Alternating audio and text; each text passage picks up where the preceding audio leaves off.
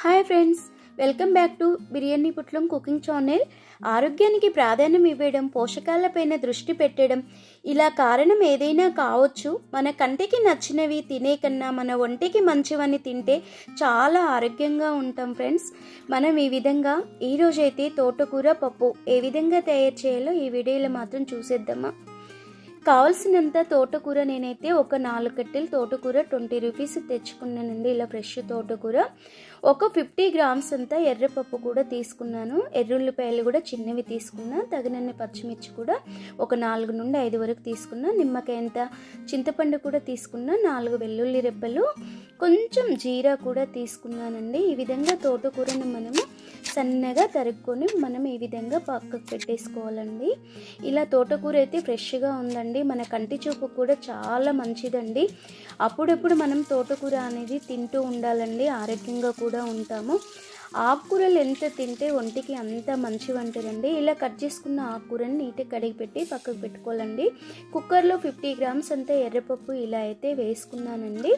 ఎందుకంటే పప్పు ఆకుకూర ఎక్కువగా ఉండాలి, పప్పు తక్కువగా ఉండాలి. అప్పుడే ఆకుకూర తిన్నది మన ఒంటికి మంచిగా ఇముడుతుందండి. చాలా టేస్టీ కూడా ఉంటుంది. పప్పు ఎక్కువ ఉండి ఆకుకూర తక్కువ ఉండకూడదండి. ఇలా ఆకుకూర ఎక్కువ వేసుకోవాలి, పప్పు అనేది కొంచెం వేసుకోవాలి. ఎర్రగడ్డలు కూడా నేను ఒక 7-8 అయితే వేసుకున్నానండి. పచ్చిమిర్చి కూడా 7-8 వేసుకున్నాను. కొంచెం జీరా కూడా వేసుకున్నానండి. 5 వెల్లుల్లి రెబ్బలు కూడా ఇలా దంచి కచ్చాపిచ్చి వేసుకున్నాను. నిమ్మకాయ అంత చింతపండు కూడా కుక్కర్లో వేసేసుకున్నాను. 2 స్పూన్స్ అంత ఆయిల్ అయితే వేసుకున్నాను. కావాల్సినంత రుచికి సరిపడా సాల్ట్ వేసుకొని 2 కప్స్ వాటర్ అయితే ఇలా వేసేసుకున్నానండి. మీరైతే కావాల్సినన్ని వేసుకోవచ్చునండి. నేనైతే 2 కప్స్ వేసుకున్నానండి. ఇలా కుక్కర్ మూత అయితే పెట్టేసి స్టవ్ వెలిగించేసుకొని కుక్కర్ అయితే పెట్టేసుకున్నానండి.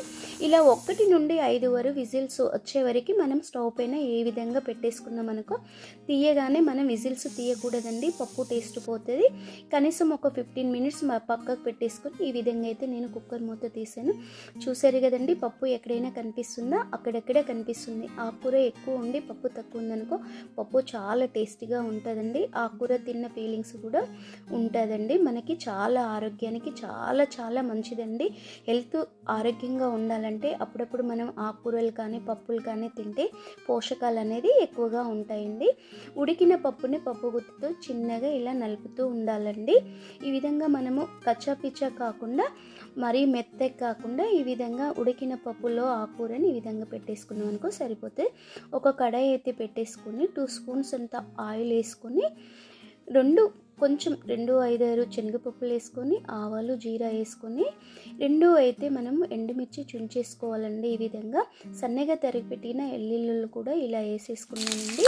కావాల్సినంత కరివేపాకు కూడా వేసుకొని ఈ విధంగా మనము కలుపుకోవాలండి. మరీ మాడకుండా స్లో ఫ్లేమ్లో పెట్టేసి కలుపుకోవాలి. మనకి ఒంటికి మంచిదనేసి వాతం ఉండకుండా ఇంగువ కూడా వేస్తామండి పప్పులో. మీరు కూడా ట్రై చేయండి, చాలా మంచిదండి. కొంచెం కొత్తిమీర ఫ్లేవర్ కోసం మంచి స్మెల్ కూడా వస్తుంది. ఆకుకూర రుచిగా ఉండాలంటే ముందు కొత్తిమీర వేసుకోవాలి. పువ్వు మూత అయితే ఈ విధంగా పెట్టుకున్నాం అనుకో ఫ్రెండ్స్, చాలా చాలా టేస్టీగా ఉంటుంది. ఆరోగ్యంగా కూడా ఉంటాం మనము. ఆకుకూరలు పప్పులు అనేది ఎక్కువ తింటే పోషకాలు అనేది మనకు హాస్పిటల్ పాలవ్వకుండా కూడా ఉంటామండి. చిన్నపిల్లలకు కూడా ఇలా పెట్టామనుకో వేడి వేడి అన్నంలో ఈ పప్పు వేసి 1 స్పూన్ నెయ్యి వేసుకొని తింటుంటే ఏం రుచి ఉంటుందో తెలుసా, చాలా టేస్ట్ ఉంటుందండి. అమ్మమ్మ గారు చెప్పిన మాట, చిన్నప్పుడైతే ఇలా తింటూ ఉంటే చాలా రుచిగా ఉంటుండేనండి. పెద్దవాళ్ళు అయితే ఎంత హెల్దీ ఫుడ్ చేసి పెట్టేవాళ్ళండి మనకి. ఇప్పుడు టైం లేక కుక్కర్లో వేసేసి గబా విజిల్స్ పెట్టేసి ఈ విధంగా అయితే వండుకొని తింటున్నాం ఫ్రెండ్స్. మీరు ట్రై చేసి కామెంట్ చేయండి, అలాగే సబ్స్క్రైబ్ చేయండి. Bye bye.